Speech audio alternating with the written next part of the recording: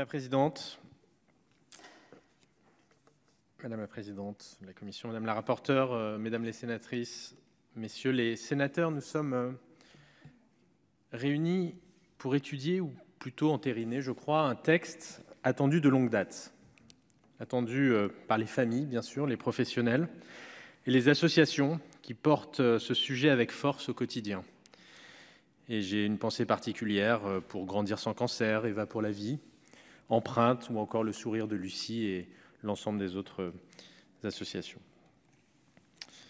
Un texte attendu par les députés également, et notamment par le député Paul Christophe, qui se trouve en tribune et que je salue, et que je remercie pour son implication, qui est à l'origine de cette proposition de loi et de son adoption en novembre 2020 à l'Assemblée. Et attendu, je le sais, par beaucoup d'entre vous, qui aviez voté en 2019 la loi visant à renforcer la prise en charge des cancers pédiatriques par la recherche, le soutien aux aidants familiaux, la formation des professionnels et le droit à l'oubli, et qui souhaitait, comme c'est le souhait du gouvernement, aller plus loin dans l'accompagnement des parents d'enfants malades.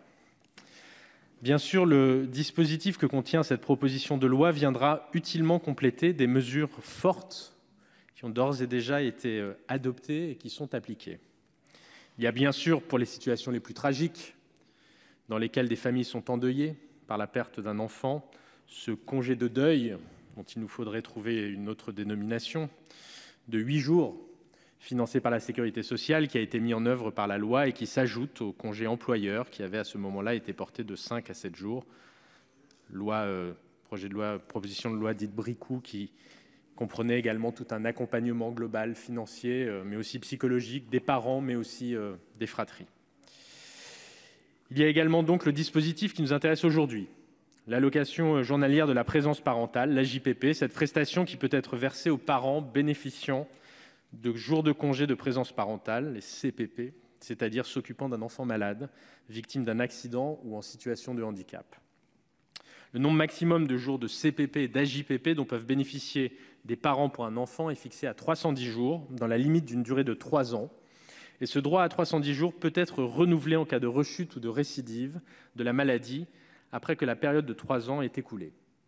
Dans les faits, c'est 95% des situations qui sont traitées par ce dispositif. Un approfondissement était cependant nécessaire et c'est bien l'objet de ce texte que le gouvernement soutient pleinement. Trou dans la raquette de la loi de 2019 faisait que le droit au renouvellement de la JPP ne pouvait être rouvert qu'après l'expiration du délai de 3 ans. Cela ne permettait pas de répondre aux situations caractérisées par des traitements longs, nécessitant un arrêt total d'activité de la part de l'un des parents, et ce sur une période très prolongée. Cela ne concerne donc que les 5% des bénéficiaires de la JPP qui vont jusqu'au bout des 310 jours, soit sur les 10 300 foyers recensés en février 2020, environ 560 foyers.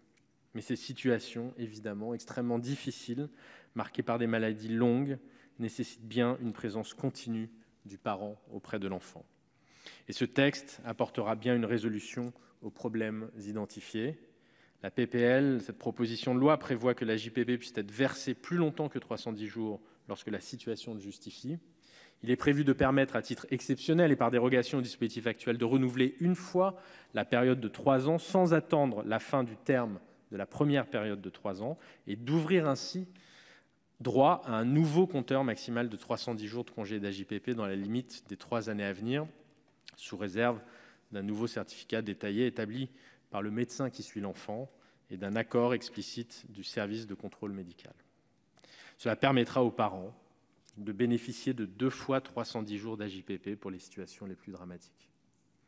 Ce nouveau cadre permettra bien de donner de la visibilité également à des familles qui jusqu'à présent en manquaient trop souvent.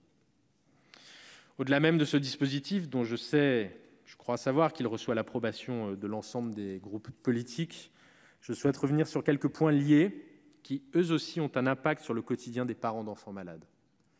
Il y a tout d'abord la question souvent relevée des complexités administratives entourant ces situations. Et c'est vrai, le circuit de traitement des demandes CPP à JPP n'est pas encore optimal. À ce titre, sachez, mesdames et messieurs les sénateurs, il est prévu de mieux croiser les fichiers, d'aller vers une récupération automatique de la plupart des ressources des bénéficiaires pour simplifier les démarches des allocataires et favoriser le juste recours aux prestations. Ainsi seront utilisées les données issues des flux de la déclaration sociale nominative, liée à la déclaration de la suspension du contrat de travail pour le motif d'octroi d'un congé de présence parentale. La comptabilisation du nombre de congés pris par le salarié permettra aux organismes de suivre directement les situations et d'effectuer les versements dans des délais beaucoup plus courts. Ce chantier informatique, qui est un chantier informatique lourd, qui est développé par la CNAV, sera opérationnel courant 2022 et améliorera véritablement la situation des familles concernées sur un dispositif qui reste peu connu des gestionnaires RH. Il y a aussi donc l'enjeu de faire connaître ce type de dispositif. La lutte contre le non-recours est une question cruciale à laquelle j'accorde une grande importance, car il faut que toute personne concernée ait conscience qu'elle peut être soutenue et accompagnée. Les associations jouent à cet égard évidemment un rôle crucial, et je les en remercie une fois encore. C'est une réflexion qui sous-tend aussi la politique des 1000 premiers jours que nous mettons en place et qui s'appuie désormais sur un certain nombre de ressources, sites internet, brochures, applications, autour des 1000 premiers jours et donc de ces situations particulières. Il nous faut poursuivre ce travail qui vise à regrouper l'information, à la rendre plus accessible, plus lisible, plus fiable pour les personnes.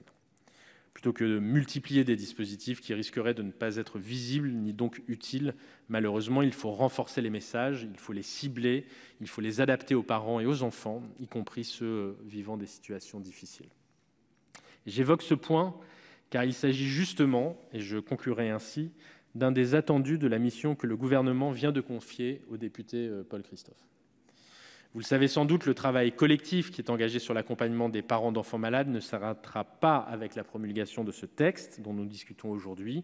Bien au contraire, le député Christophe aura pour mission au cours des prochains mois de dresser le panorama le plus large possible de ces questions, d'identifier précisément les publics concernés, de cibler les manques, les faiblesses des dispositifs existants et de proposer, le cas échéant, je n'en doute pas, des améliorations de notre système.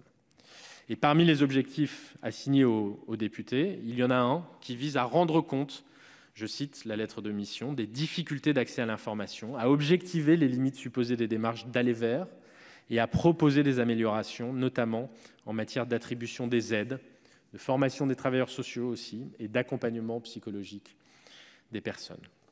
C'est véritablement un sujet auquel le gouvernement attache beaucoup d'importance et les travaux du député permettront, j'en suis convaincu, d'améliorer les traitements de dossiers et donc l'accompagnement des parents au quotidien. Vous le voyez, mesdames les sénatrices, messieurs les sénateurs, nous sommes mobilisés, je sais que vous l'êtes aussi, car il reste des choses à faire pour soutenir les familles qui traversent ces situations douloureuses et dont nous sommes nombreux à avoir été saisis. Vous avez été nombreux à l'être également. Et je serai donc très heureux de continuer à y réfléchir, à y travailler avec vous pour améliorer la situation des parents et de leurs enfants. Je vous remercie. Merci, Monsieur le Ministre.